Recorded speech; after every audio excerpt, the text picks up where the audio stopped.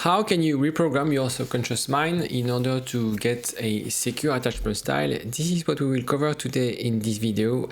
As you probably know, we develop our attachment style in our childhood when we were younger, which creates a narrative, a belief around how we perceive relationships with our primary attachment figure. So when we are kids, our primary attachment figure is parents, caregivers. And as we develop intimacy with our partners, they become this primary attachment figure. And so those unconscious mechanisms will affect your relationship. And they are part of your subconscious mind. And so should you want to develop a secure attachment style, you need first to be aware of those patterns and then find ways to reprogram those subconscious patterns, beliefs, and that's what we will cover today in this video. So as I said, step number one is to understand your attachment patterns, whether you're anxious, avoidant like myself, or disorganized. How you can do it is you look at the past relationships.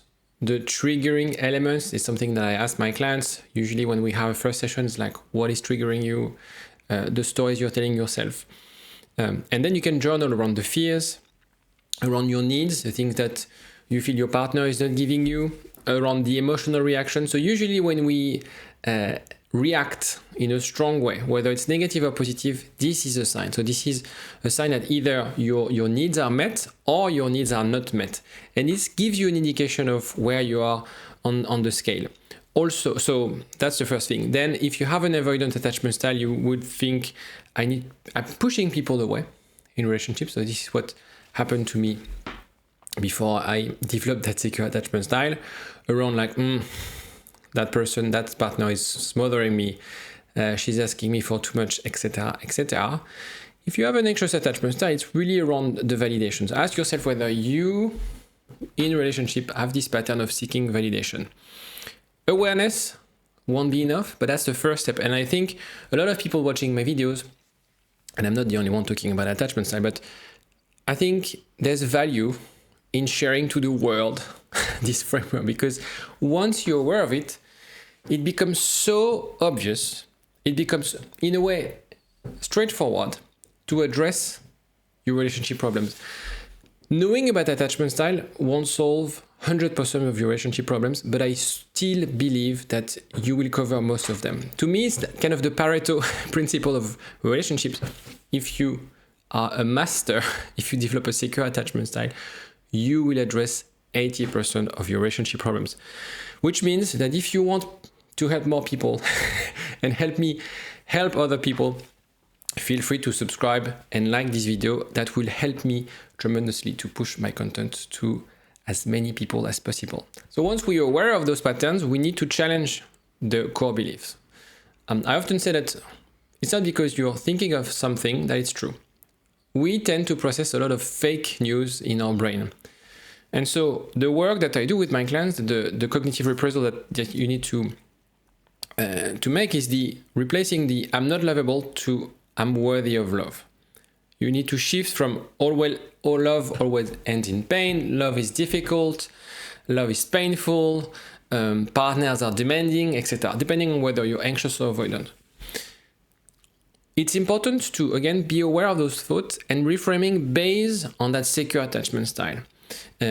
So it's important also to have a clear idea of how a secure attachment looks like, how a secure relationship looks like. The problem is, when you have insecure attachment, your role models are your parents. And they gave you, without knowing, but they gave you this insecure attachment.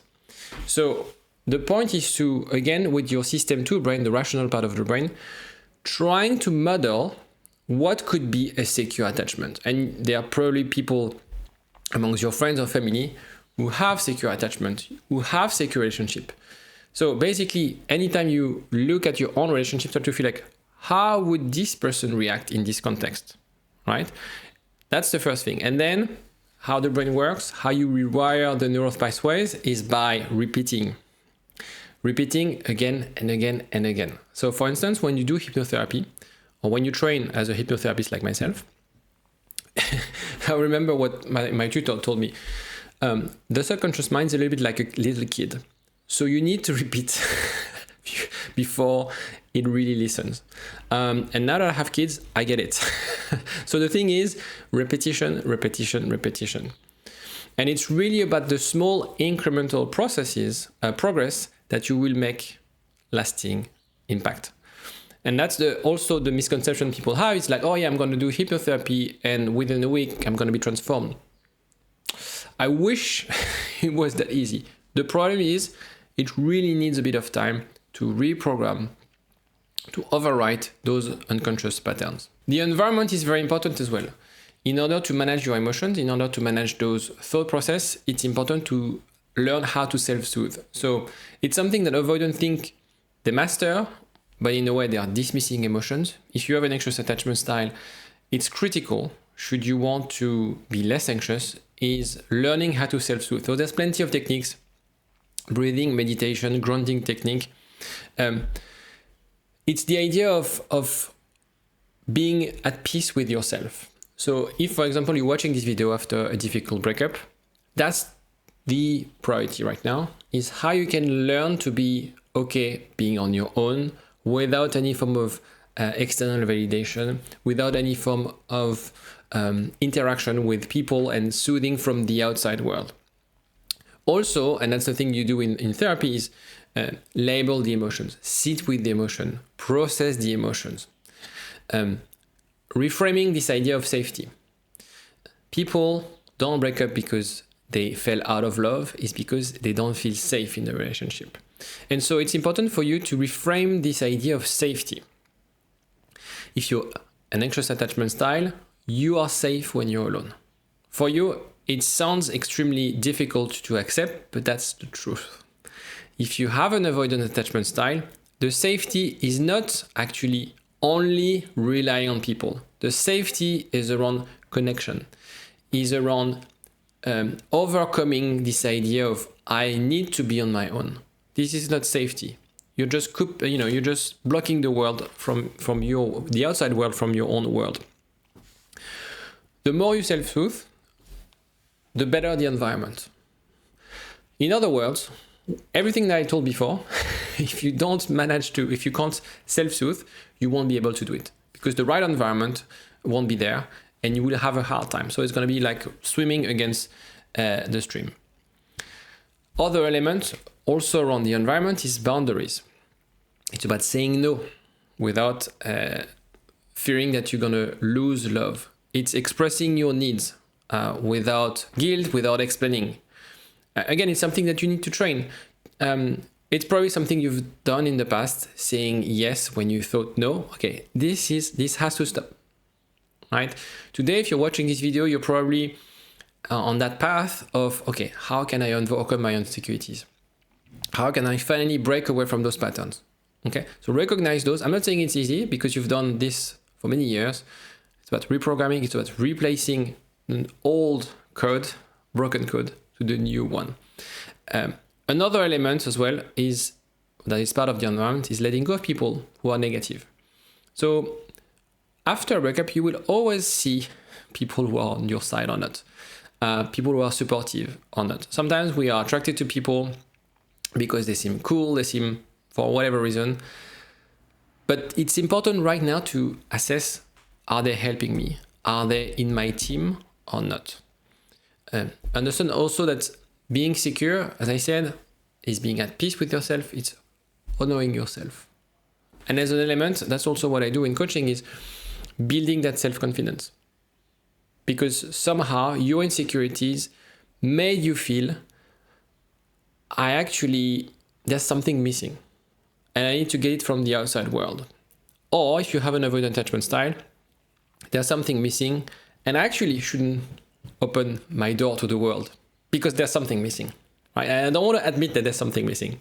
So you see, both of them are unhealthy and both of them will prevent you from building a secure attachment style. So as I said, relationships are critical in that process. Surround yourself with emotionally available people.